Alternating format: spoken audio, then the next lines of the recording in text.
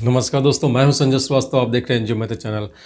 मित्रों, इन बीचों मैंने काफ़ी कुछ देखा। कई एक जगह पे बहुत सी वेबसाइट्स जो एनजीओ कंसल्टेंसी के बेस पे चल रही हैं, या बहुत से यूट्यूब चैनल आ गए हैं जो आपको बताते हैं कि किस प्रकार से योजनाएं लगाना चाहिए, कैसे कैसे लगाना चाहिए। बहुत अच्छे तरीके से वो डिमॉन्स्ट्रेट करके बता भी रहे हैं। लेकिन अब मेरा जो पैटर्न ऐसा कुछ नहीं रहता है, या नहीं। अब आगे आने वाले दिनों में अब हम हमारे प्लेटफॉर्म पे ऐसी वीडियोस आपको मिलेंगी जहाँ पे आपको केवल सिर्फ ये चीज़ें जानने को मिलेगी किस प्रकार से आप एनजीओ को ग्रो कर सकते हो। क्योंकि बाकी सारी इन्फॉर्मेशन आपको अदर प्लेटफॉर्म से मिल जा रही है, जहाँ से स्कीम्स के बारे में आपको बताया जा रहा है या किस प्रकार से स्कीम्स लगाई जाती है, ये सारी डिटेलिंग आपको मिल जाती है। अब वैसे भी अब सभी जागरूक हो गए हैं, आप भी अच्छी तरीके से सारी नॉलेज रखते हैं, सारे सोशल मीडिया से कनेक्टेड रहते हैं, इसलिए सारी इन्फॉर्मेशन आपको मिल जाती है। तो अब हम लोग वो पैटर्न अडॉप्ट करना चाहिए जिससे आपकी ग्रो हो सके या आपकी ऑर्गेनाइजेशन बढ़ सके। तो अब मेरे चैनल से ये सारी चीज़ें ही आपको मिलेंगी। तो अभी इस वीडियोस में मैं आपको बताने जा रहा हूँ कि किस पैटर्न को आप एडॉप्ट करिए कि आपको सीएसआर फंडिंग में सफलता मिले। क्योंकि क्या होता है कि बहुत से अब एनजीओस को मैं देख रहा हूँ कि सीएसआर के बेस पे, क्योंकि एक वही अब आपके सामने एक अच्छा ऑप्शन है फंड पाने के लिए, तो काफ़ी परेशान रहते हैं। कई जगह अप्लाई करते हैं और उनको सफलताएं नहीं मिलती हैं, फिर वो परेशान हो गए, फिर वही सारी चीज़ें होने लगती है। फिर उनका कोई फ़ायदा लेने लगता है कि लो भाई मैं करवा दूंगा, इतने पैसे दे दो, इतने पैसे नहीं दे दो। तो ये सारी चीज़ें बहुत सी अब होने लगी हैं। तो इसी से थोड़ा सा इसी पैटर्न को कैसे फॉलो किया जाता है, किस पैटर्न पे आप चलिए कि आपको सफलता मिले, ये सारी चीज़ें मैं आपको बताने जा रहा हूँ। आपको काफ़ी वीडियोस मैंने बताया भी है कि आपको अपनी ऑर्गेनाइजेशन को पहले पूरी तरीके से एनालिसिस करनी चाहिए।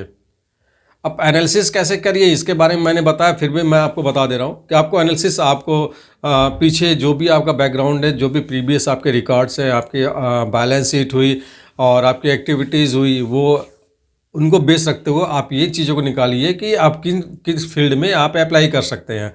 प्लस अपनी मैनेजिंग कमेटी और अपने एक्सपर्टाइज फील्ड पे भी ध्यान दीजिए। और एक सबसे महत्वपूर्ण बात है, आप उस विषय पे जरूर ध्यान दीजिए, जैसे जो भी शहर है आपका, जहाँ पे जो भी जिस भी डिस्ट्रिक्ट से बिलोंग करें, वहाँ की कोर प्रॉब्लम क्या है और अवेलेबल इंफ्रास्ट्रक्चर क्या है। ये दो चीज़ें, जैसे मान लिया आप किसी ऐसी जगह पे रहते हैं जहाँ पे बांस के जंगल हैं, ठीक है, या फिर कुछ ऐसी जगह पे रहते हैं जहाँ पे आपको एग्रीकल्चर का बेस बहुत अच्छा है, या कुछ ऐसी जगह पे जहाँ पे दूसरे कोई आपको इंफ्रास्ट्रक्चर अवेलेबल है, तो उस बेस पे आप क्या कर सकते हैं, या वहाँ पे जो लोग रह रहे हैं उनके लिए क्या कर सकते हैं। इन सारी चीज़ों को एनालाइज कीजिए, उनके डाटा कलेक्ट कीजिए।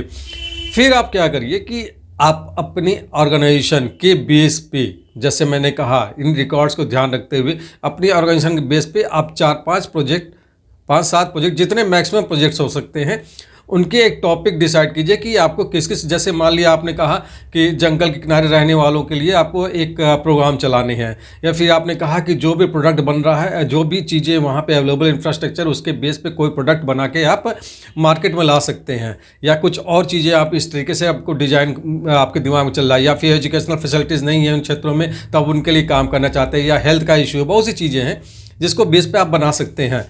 तो जियोग्राफिकल एरिया को जरूर एनालाइज कीजिए, वहाँ की नीड क्या है, वहाँ के डेटा क्या है, ये सारी चीज़ों को आप बाकायदे एक रिकॉर्ड बनाइए उसका, और उस बेस पे ही प्रपोजल बनाने की शुरुआत करिए। तो आप जब टॉपिक आप 2-4-5-7-10 डिसाइड कर लेंगे, तो उन पे आपको प्रपोजल कैसे बनाना, ये मैं अब आपको बता रहा हूँ कि प्रपोजल बनाने के लिए आपकी टीम में जाहिर सी बात है कोई ना कोई वैसा व्यक्ति जरूर होगा जो इंटरनेट से अच्छी तरीके से फैमिलियर होगा, या आप भी होंगे।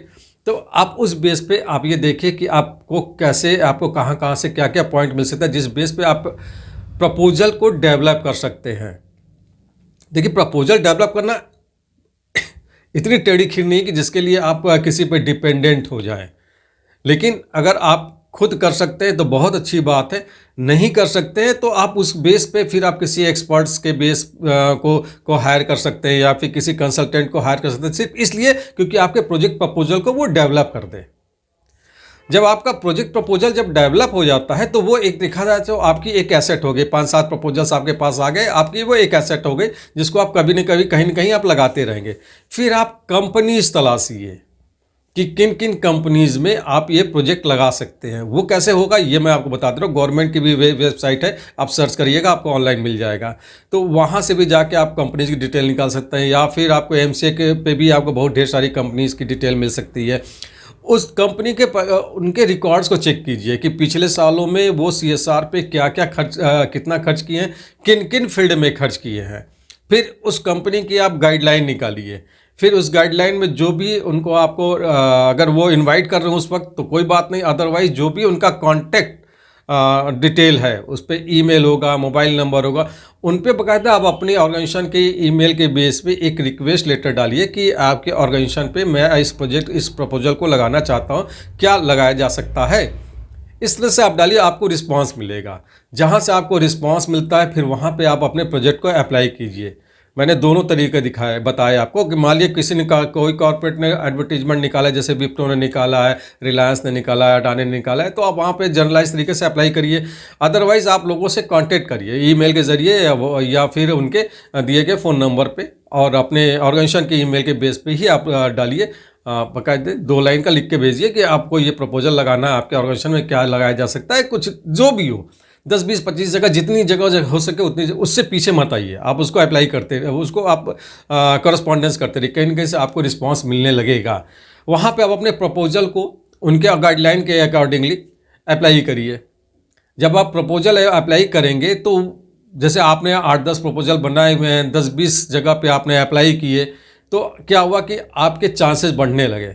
फिर आप उसको फॉलो कर रहे हैं। इन सारी चीज़ों में आपने किसी भी, ना तो बीच में किसी मिडिल मैन को डाला, ना तो कोई बिचौलिया मिला, ना तो कोई इस टाइप का कंसल्टेंट मिल गया कि लो भाई करवा दूँ, या जो भी हो, बहुत से आजकल चल रहे हैं मार्केट में।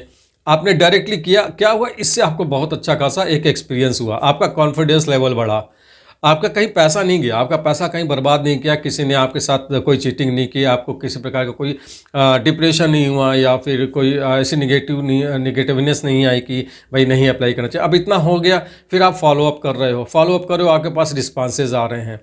बाकी की आप तैयारी कर लिए, जो भी आपके प्रोजेक्ट बने हैं उसके बाकायदे एक प्रेजेंटेशन वगैरह भी तैयार कर लीजिए। तो ये करते रहेंगे तो आपको बहुत अच्छे तरीके से आपके पास एक अच्छा, आपके पास एक अनुभव भी आएगा, प्लस आपके पास एक अच्छा डेटा भी कलेक्ट होता चला जाएगा।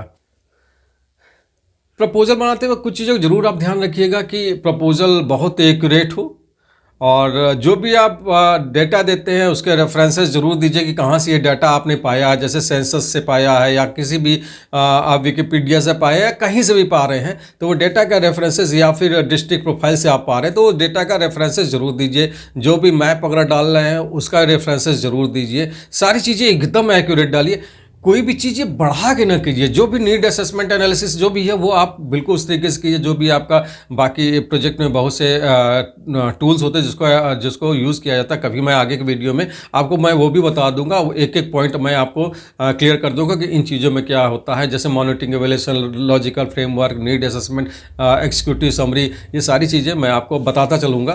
तो इन चीज़ों के बेस पे आप उसको डिफाइन कर देखिए। इस तरीके से अगर आप चीज़ें सीखेंगे तो आगे पास एक कॉन्फिडेंस बना रहेगा। मैं कह रहा हूँ गलत ही प्रपोजल बना, बहुत होगा, ज़्यादा ज़्यादा क्या होगा, प्रपोजल को इंटरटेन नहीं किया जाएगा, या फिर पॉइंट आ जाएगा कि आपने ये चीज़ सही नहीं की, आपने फिर उसको ठीक किया, फिर अप्लाई की है।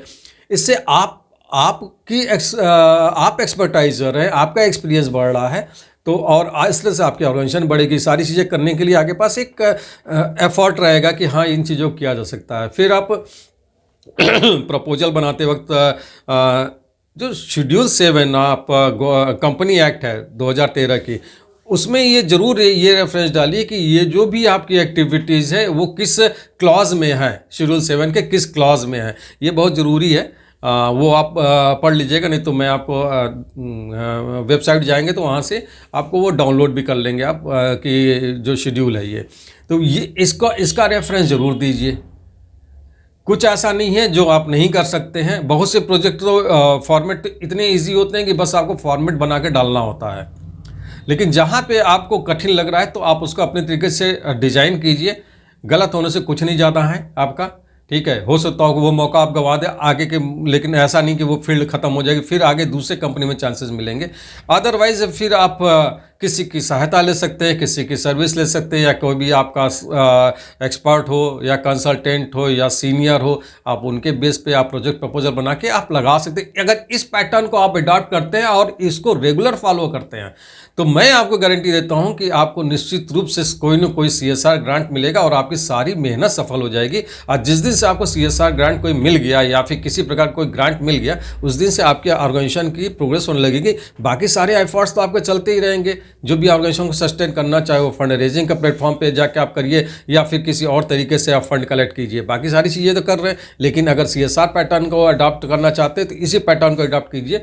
ये पैटर्न बहुत सक्सेसफुल पैटर्न है। और जनरली चूंकि ये मैं बताता हूँ, कई बार कह चुका हूँ, मैं सिर्फ अपने अनुभव के बेस पे ही चीज़ें लोगों को बताता हूँ। तो ये मेरा पर्सनल का व्यक्तिगत अनुभव है कि मैं अपने से संबंधित जितने भी NGOs होते हैं उनको मैं इसी पैटर्न को अडॉप्ट करने के लिए कहता हूँ और उनके यहाँ से डाटा पूरा कलेक्ट करवाते हुए पूरे उस तरीके से प्रोजेक्ट डिजाइन होता है। तो आप भी इन्हीं को फॉलो कीजिए और एक सफल NGO ऑपरेटर बनिए, क्योंकि देश हित में NGOs का सफल होना बहुत ज़रूरी है। क्योंकि जिस तरीके से NGOs खुल रही हैं, जिस तरीके से बंद हो रही हैं, जिस तरह से FCRA लाइसेंस रिजेक्ट हो रहे हैं या फिर वो रद्द हो रहे हैं, उस तरह से देखा जाए तो बहुत अच्छी ये साइन नहीं है। तो इसलिए आप सभी ऑर्गेनाइजेशन वालों से विनती है कि आप अपने बेस पे ही आप अपने प्रोजेक्ट को अप्लाई कीजिए और ये बहुत अच्छी चीज़ होगी। बाकी मेरे से जो सपोर्ट होगा मैं ज़रूर बताने की कोशिश करूँगा, जो कुछ भी हो सकता है। उम्मीद है कि हमारे इस वीडियो से आपको जरूर फ़ायदा मिला होगा। अगर फ़ायदा है तो मेरी इस वीडियोस को भी आप लोग थोड़ा लाइक किया कीजिए, सब्सक्राइब किया कीजिए, क्योंकि आपका सब्सक्रिप्शन बहुत ज़रूरी है। मुझे भी, मेरा भी मनोबल बढ़ता है और भी वीडियोस तैयार करने के लिए, और व्यूवर्स बढ़ते हैं तो और अच्छा लगता है, सारी मेहनत सफल लगती है। तो सबको अपनी मेहनत का सफलता चाहिए या फल चाहिए। मैं भी वही उम्मीद करता हूँ आपसे। इसी के साथ नमस्कार, जय हिंद।